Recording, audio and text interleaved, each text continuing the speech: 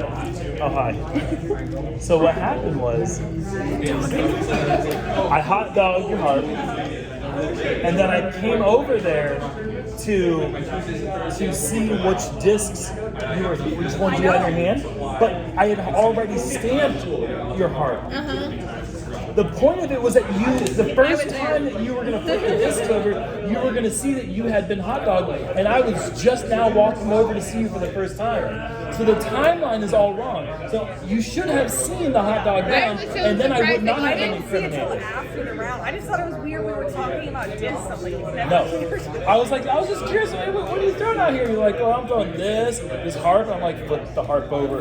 And you flipped it over, but it landed on the top side up, so you didn't see the hot dog. And I was like, no, look at it, address it, know that I didn't do it. That's what I was thinking and hoping for.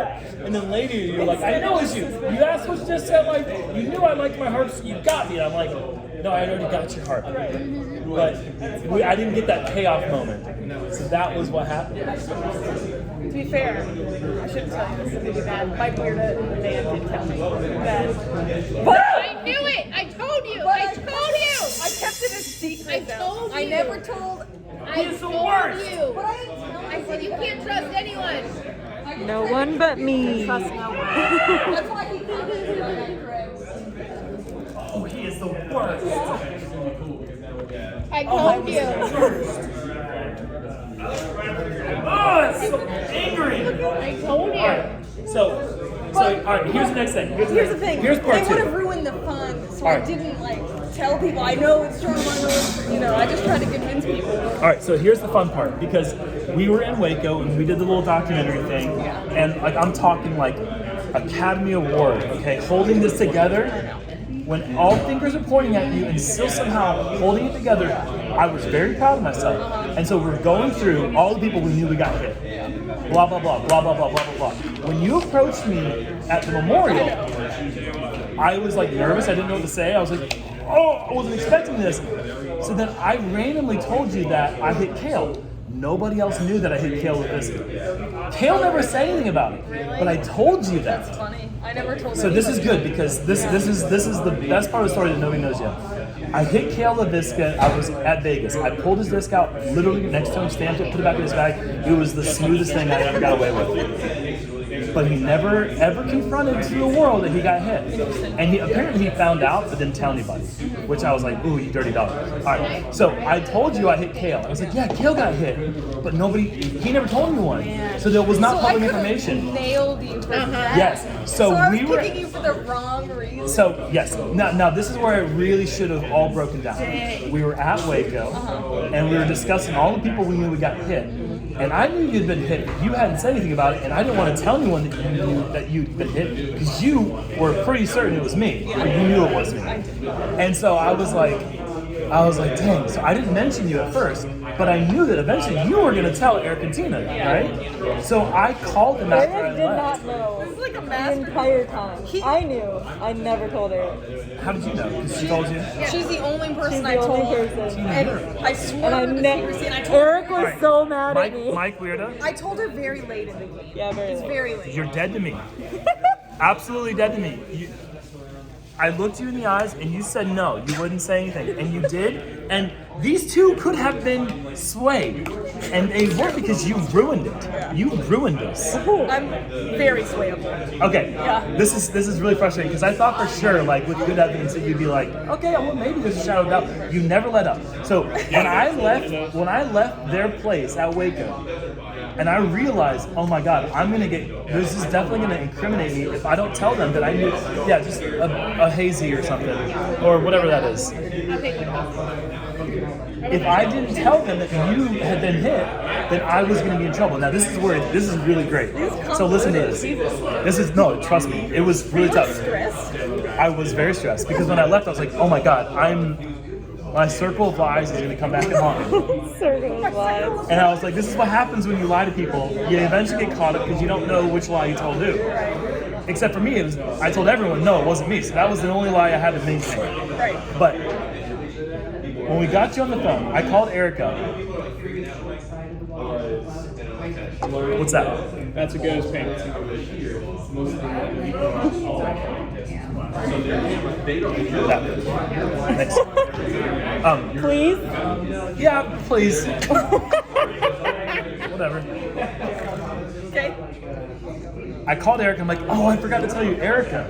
And he was like, Erica's been hit? He called me all Immediately upset. called. He was like, for not telling me. You got hit and you didn't tell us. And you're like, yeah. Oh, by the way, it's German. You didn't know I was on the phone. I didn't. And so I was like, no, it was not me, Erica. And then, Yes, they're just yelling at me. and so here's the thing. I never told them that Kale had been hit because obviously no one knew that. Right. It was a total reactionary thing for me to tell you that. Because here's the thing. And you're gonna be like, yeah. And he even got like Kale. And now this is where I actually got saved by Eric because Eric was like, no, it wasn't Kale. He hit Kyle.